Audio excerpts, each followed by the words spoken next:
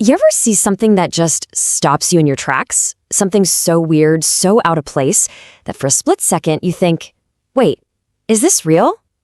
Well, today we're going to look at a few of those moments from around the world and dive into the absolutely wild question they all point to. Okay, so check this out. You've got a tree, right? Totally bare, not a leaf in sight. But then you look at its shadow on the wall, and it's full, completely covered in leaves.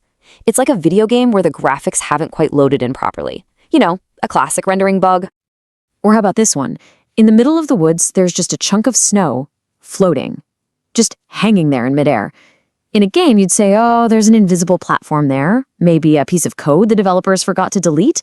So is this just a bug in the world's physics engine? Now this, any gamer will recognize this instantly.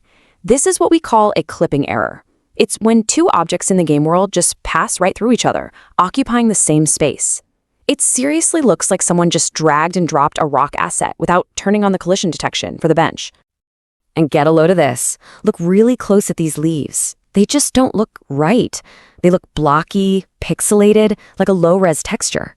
In video games, this happens all the time to save processing power on stuff that's far away. So what if our reality does the same thing when it thinks we're not paying close attention? Okay, so these pictures are fun, and yeah, they're probably just weird camera angles or tricks of the light, but they tap into a much, much bigger idea. A really serious one that has some of the smartest people on the planet talking, the simulation hypothesis. So what is the simulation hypothesis? Well, it's the idea that everything you think is real, this planet, the stars, your own body, your memories, it isn't the base reality. It's all just a super advanced computer simulation being run by some civilization way more advanced than we are. Just let that sink in for a second. That feeling of the sun on your face, the taste of a good meal, the love you have for people in your life. Could all of it, every single bit, just be an output from some incredibly complex program? It's a wild thought. Now, before you write this off as just something from a sci-fi movie, you need to know that this isn't just a fun what-if scenario. It's a real, serious argument that some of the sharpest minds in tech and science are actually debating right now.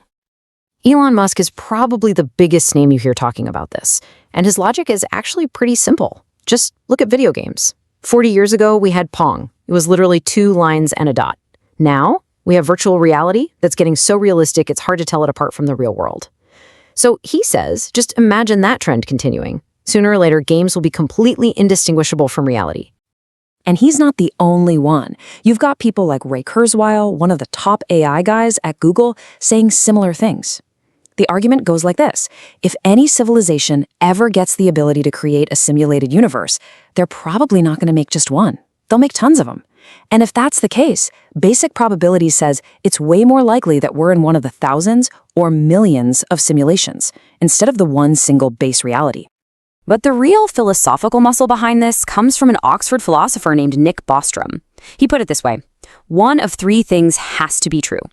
Possibility number 1, civilizations like ours always wipe themselves out before they can create these godlike simulations. Possibility number 2, they get the power to do it, but they just decided not to. Maybe it's unethical, maybe they just get bored. Or possibility number 3, if 1 and 2 aren't true, then it means countless simulations have been and will be created. And if that's the case, we are almost certainly inside one right now.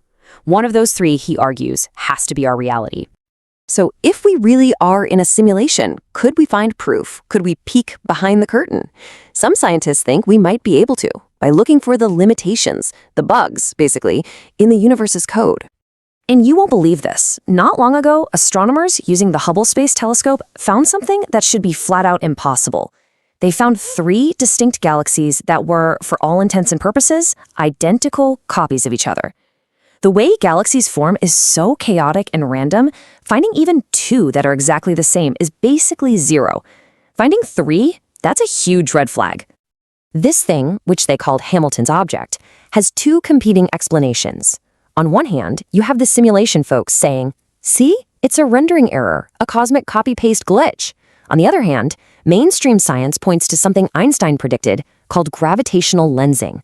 That's where a huge object, like a galaxy cluster, can bend the light from something behind it, creating multiple images.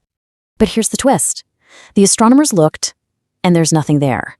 There's no massive object in the right place to be the lens. So the leading scientific theory is that it must be a gigantic, invisible clump of dark matter doing the bending. So think about that. We're explaining one mystery with another even bigger mystery. And the clues might get even smaller, way smaller. Down at the quantum level, the fabric of our universe starts to look suspiciously like a computer program. Physicists have found that matter and energy aren't continuous. They come in tiny, indivisible packets called quanta, kind of like pixels on a screen. And even crazier, one physicist, James Gates, claims he found something that looks exactly like error-correcting code, the kind of code computers use to fix errors, written into the basic equations of reality. All right, but for every wild argument for the simulation, there's a strong pushback. Lots of scientists are, let's say, very skeptical, and they have some really good reasons why we are probably living in good old base reality. I mean, the most obvious one is biology, right? We have parents, we have birth certificates, we gestate for 9 months, we don't just spawn into the game. Another big point is, well, we haven't built a computer that can simulate a universe yet, not even close. For us to be in a simulation, someone else would have had to. And maybe the biggest critique of all is that we might just be seeing what we want to see.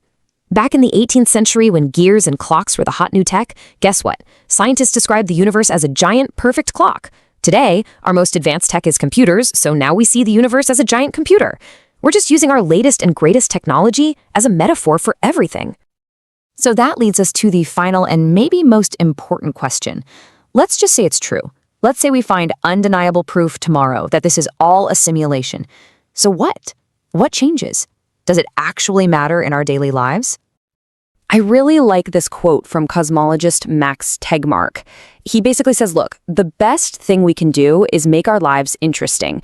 You know, maybe if we live fascinating, meaningful lives, whoever is running the simulation won't get bored and decide to just turn it off. And I think that's the real takeaway here. Because whether our consciousness is running on brain cells or on lines of code, our experience of that consciousness is real. The joy is real, the sadness is real, the love you feel is real to you. That's the part that matters.